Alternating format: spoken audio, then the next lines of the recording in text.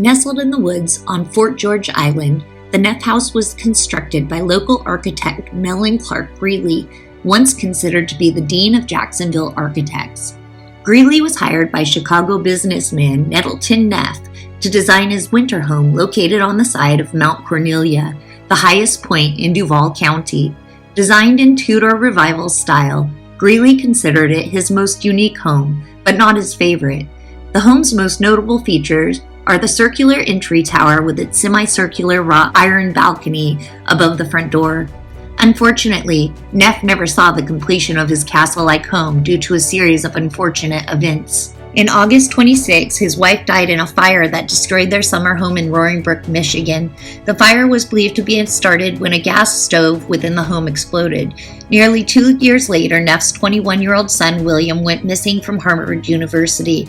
His body was found 2 weeks later, having hung himself in an apple tree outside of Connecticut. On April 7, 1931, Nettleton Neff committed suicide after locking himself in his office in the Railway Exchange Building in Chicago, having shot himself in the right temple with a .45 caliber revolver. The house sat vacant after this for many years until Kenneth Merrill of Merrill Stevenson Shipbuilding Company, the St. Johns River Shipbuilding Company, and the Merrill Dynamite Company purchased the home as a holiday retreat for the Merrill family.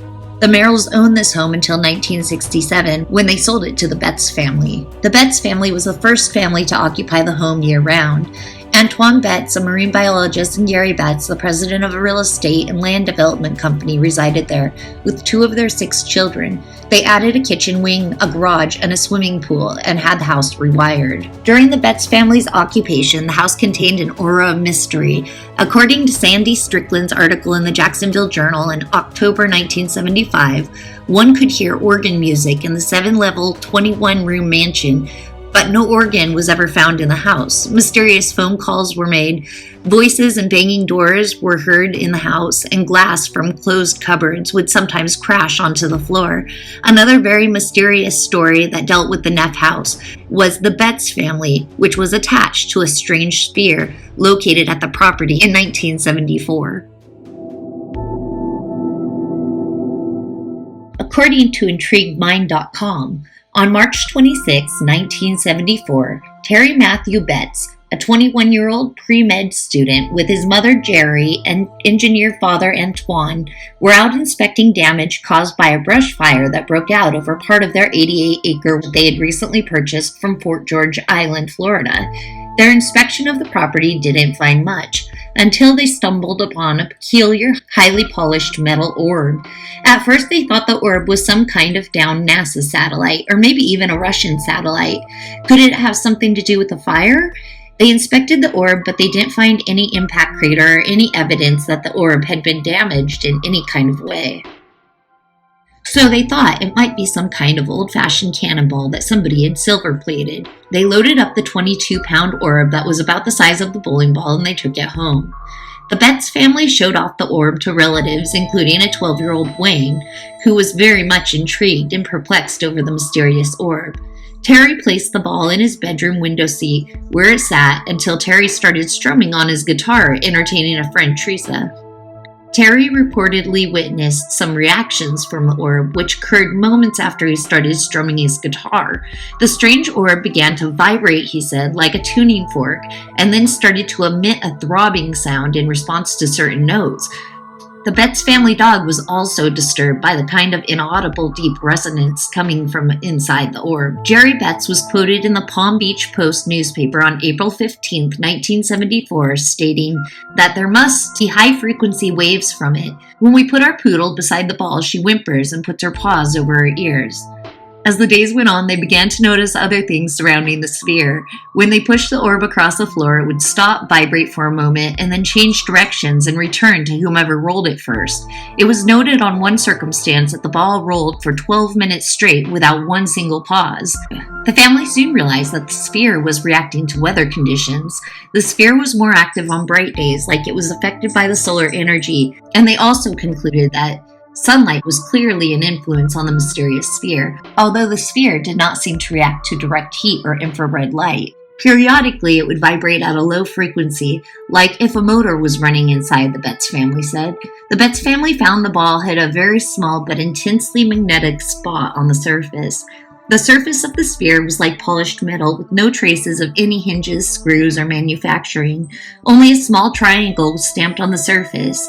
Otherwise, it was just a smooth metallic sphere. Harry was so intrigued by the sphere that he started to do his own experiments to find out any more properties about the orb. He tapped the orb with a hammer, which resulted in a ringing just like a bell. And even more interesting, things happened when he placed the ball on his mother's glass coffee table. The ball would consistently roll to the right edge of the table, pause, and reverse direction, and roll to the other edge of the glass table. It would do this over and over. They tried slanting the table, and the ball began to spin up the incline using its own momentum. It was like the sphere was trying to get back to the safety of the ground. This gave the Betz family an idea, one that the sphere was equipped with some kind of guiding system or was being remotely controlled. It's as if the sphere had its own instincts, knew its surroundings, and acted to preserve itself. The family got concerned, since it could easily navigate on its own, and they wound up putting the sphere in a sealed bag at night so it couldn't roll around. Eventually, the family took the mysterious sphere public. They called the local Jacksonville Journal, who in turn sent out a photographer along Inger, who took some photos and got a story. He was a skeptic at first, but he was soon transformed. When he got to the house, Jerry told him that he needed to see this with his own eyes. Described in the April 12, 1974 edition of the St. Petersburg Times. Quote, "She told me to put it on the floor and give it a push. It rolled a ways and then it stopped. So what? Well, she said, just wait a minute. It turned it by itself and then it rolled to the right about 4 feet. It stopped and then it turned again and rolled to the left about 8 feet and it made a big arc and came back right to my feet." His story was published and the media frenzy started. National and international publications, including the New York Times, London Daily, and dozens of other publications, even all the way from Japan, traveled to St. George Island, Florida, to see this mystery sphere. But the military and scientific communities were also interested in this mysterious sphere and clamored to get a look at it. The U.S. Marine Corps and NASA contacted the Betz family, along with, of course, UFO investigators, which all arrived skeptical until they saw this sphere and its strangeness for themselves. A U.S. Marine spokesman even went on the record and admitted on television that the ball had strange properties and behaved strange in his presence, and he just couldn't explain its origin. Hynek, a renowned astronomer and ufologist, requested the Betz family send the sphere to him at the office of the Northwestern University in Chicago. The Betz family refused to do so. The family retained the ball in their possession until some inexplicable events changed everything. The family stated that they started to hear strange organ-like music in the dead of night, that doors began slamming at all hours of the day. So to get to the bottom of the mystery, they contacted the U.S. Navy. They finally let the sphere out of their hands and they gave it to the scientists at the Jacksonville Naval Air Station with instructions to have a comprehensive report in 2 weeks, and if it wasn't identified as government property, then it would be returned to them. The metallurgists couldn't get an x-ray of the sphere. They couldn't penetrate the orb. Eventually, they determined that the ball was 7.96 inches in diameter and weighed 21.34 pounds. The shell of the ball was a half-inch thick, and the sphere was made of stainless steel, specifically magnetic ferrous number 431. This alloy was magnetic and designed for a heat treatment to the highest mechanical properties and corrosion. The Navy also discovered 2 round objects inside the sphere, using a more powerful X-ray, which was surrounded by a halo made of material that had unusual density. The sphere also had 4 magnetic poles, 2 positive and 2 negative. It had no signs of radioactivity, and it showed no signs of being an explosive. The Navy returned the sphere to the Betz family. Just a ball? Navy? Not so, its finders. Jacksonville. The Navy says a mystery sphere found by the Antoine Betz family is only a stainless steel ball made somewhere on Earth, but the object's discoverers won't give up the notion that it's from outer space. Quote, "Maybe we've become over-attached to it, but the ball is odd, and even the Navy called it a jumping bean," Mrs. Betz said Sunday. Who could say what's on another planet? Even speculations have been proven wrong. The Navy says what it isn't. They say it isn't an explosive, so we still want to know what it is. Mrs. Betz said she's sending it by jet today to Dr. Ellen Hynek, an astronomer and UFO expert at Northwestern University in Illinois. Mrs. Betz said an expert from Omega-1, a research firm based in Baton Rouge, examined the sphere for about 6 hours Saturday. He found radio waves coming from it and a magnetic field around it, she said. Navy spokesman Chris Behringer said the sphere is hollow, of high-grade but common stainless steel. It is 8 inches in diameter, with no seams and only one small triangular marking on the outside. Inside the sphere, tiny beads of residue from the manufacturing process roll around and make noise, he said. Behringer says that the Navy's first X-ray attempts failed because the machine wasn't strong enough to penetrate the steel, but 2 subsequent tests allowed the contents of the globe to be seen. I don't know who manufactured it, but what I can say is it came from Earth, he said. We do know it's not an explosive, and it presents no hazard. Behringer conceded that the sphere did move at the Betz house. I believe it's because of the construction of the house, he said. It's old, it has uneven stone floors. The wall is almost perfectly balanced, and it takes just a little indentation to make it change direction. Mrs. Betz said any further tests by the Navy would require cutting the metal, and she wants to avoid that. She said she hopes Dr. Hynek can come up with some sorts of answers for her. Dr. Carl Wilson of Omega-1 Institute, located in Baton Rouge, Louisiana, went to the family home and examined the sphere for over 6 hours. Wilson was quoted in the newspaper stating radio waves coming from it and a magnetic field around it was what he discovered in his examination. He confirmed that the Navy's discovery of 4 poles defied the laws of physics. He also claimed the shell of the orb wasn't stainless steel, but something else unknown. The Betz family sent the sphere to the National Enquirer, hoping that they could win the $50,000 prize. Terry was a carrier of the orb. The sphere became the center of attention at the event, and another round of tests was conducted on the sphere on April 20th and 21st, 1974. 5 scientists meet over steel ball today. Jacksonville. 5 scientists will meet in New Orleans today to try to determine if a steel ball found by Jerry Betz on her property is an object from outer space or part of a large pulp paper mill valve. The panel, composed of specialists in the field of unidentified flying objects, is part of the weekend seminar on UFOs, sponsored by the National Enquirer newspaper. The National Enquirer has offered $50,000 to the first person who submits proof of a UFO that came from outer space and is not a natural phenomenon. Robert D. Edwards, president of a Jacksonville equipment supply firm, says that the Betz ball matches the stainless steel spheres which his firm stocks for sale exclusively to pulp paper mills. The sphere, manufactured by a division of Bell & Howell in Bridgeport, Con, is used in a huge valve which moves corrosive liquids and acids to the mill's digester tank. Their wood chips are converted to pulp. I'm not saying that this thing didn't come from outer space, because I've never seen this, said Edwards. All I'm saying is that the physical description of it matches exactly the type of ball that we have stock. Some pulp paper mills began discarding the balls several years ago when the machines were switched to a more modern digester process. Edwards uncrated one of the stainless steel balls in his warehouse and had it weighed on an industrial scale while a reporter watched. The weight, slightly more than 21 pounds, was exactly the same as the weight obtained when the U.S. Navy metallurgist examined the Betz ball last week. The ball found by Mrs. Betz and her son Terry, 21, while they were surveying their property, displayed some strange characteristics.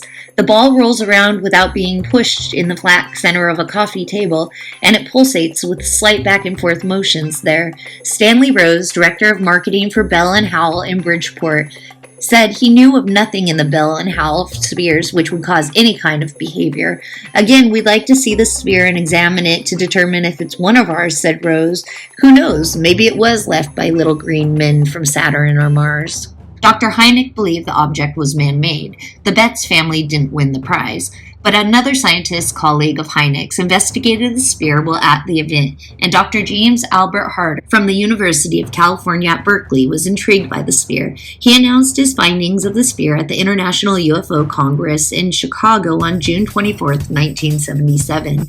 He concluded, in a paraphrase, that due to the internal components, which he believed were made of elements heavier than anything known to science, and claimed the atomic number was higher than 140, said it was basically an atom bomb, and if one were to drill into the sphere to get the internal contents out, that it might set it off or offend its extraterrestrial creators.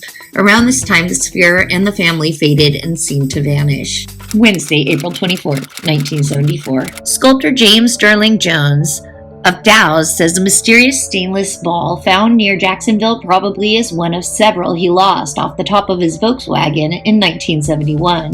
The 8-inch, 22-pound sphere, reportedly found by Terry Betz, 21, of Jacksonville, has been examined by scientists amid speculation of its origin and whether it was extraterrestrial. "I can't tell you where I got them because I'd get a friend in trouble," Sterling Jones said in a telephone interview, "but I will tell you this, they're not from outer space." Sterling Jones said he originally acquired 12 of these stainless steel spheres, which he intended to use in sculptures. "I'm kind of a sphere freak," he said. "I had that bus crammed full, so I stuck the spheres up there on top of the luggage carrier. I lost 3 or 4 of them somewhere in the south. We went through the Jacksonville area around Easter of 1971. During Jones, who manages the Sagebrush Inn when he isn't sculpturing or transporting spheres, he was reluctant to say what the spheres were originally used for. "Look, these things aren't perfect. If they were perfect, then they'd be worth several thousands of dollars to the company that made them," he said. "Besides, if I tell you, the company will want them back." "Were they stolen?" "Well, no. I wouldn't say that, but it would cost my friend his job if they found out about it. And besides, I've been offered more of them anyway," he said. A bit later, the sculptor said that the spheres were intended to be part of an industrial valve, like the ones used in high-pressure transmission lines. He said lying exposed for nearly 3 years in Florida elements would hardly tarnish the sphere. "They're made out of 411 stainless steel," he said. "They'll rust and oxidize, but only very slightly." The man who found the sphere said that it rolled by itself and it rattled. "The rattle comes from trying to patch the sphere," the sculptor said. "The company drills the spheres and re-welds them before machining them again. Sometimes some of the milling or drilling chips are deep inside, and the manufacturer machines the spheres to extremely close tolerances. The ones I got were slightly out of round." Sterling Jones said he obtained 2 sizes of the stainless steel balls. "The 8-inch diameter ones are hollow, and I have one that weighs 22 pounds almost exactly. The 10-inch ones are solid, and they weigh close to 70 pounds, he said. The sculptor, who gave his age of over 38, said that he had not seen any accounts about the discovery of any more spheres. "Suddenly, everybody in the world has been asking me about my spheres." Sterling Jones said 2 of the remaining spheres are being incorporated into a sculpture display scheduled to open in Dallas, and plan to use another one in Tulum. "Tell that guy in Florida that if he doesn't need it, I sure could use it. You just don't walk downtown and buy one," he said. Second not-so-mysterious sphere found. Jacksonville AP. A second mystery sphere appeared in Jacksonville yesterday and was promptly identified as part of a valve once used in a paper mill. The second stainless steel ball in the news was brought from security by Lottie Robinson, who said it had rested without incident in her garage for several years. Robert Phillips, public relations manager for the St. Regis Company paper mill, said that the mill technicians identified sphere number 2 as part of a Paul valve, once used in pipes moving corrosive liquid. "We discarded this equipment about 15 years ago," he said. "Normally we sell all this scrap metal. There's no telling who got it from a junk dealer's pile." Mrs. Robinson's sphere weighs about 20 pounds and is slightly smaller in diameter than the one found earlier. Mrs. Robinson says the ball in her garage was given to her son about 15 years ago by a family friend. Whatever the sphere was will remain unknown, as the Betz, having grown tired of conspiracy theorists contacting them, have stowed the sphere away in an unknown location.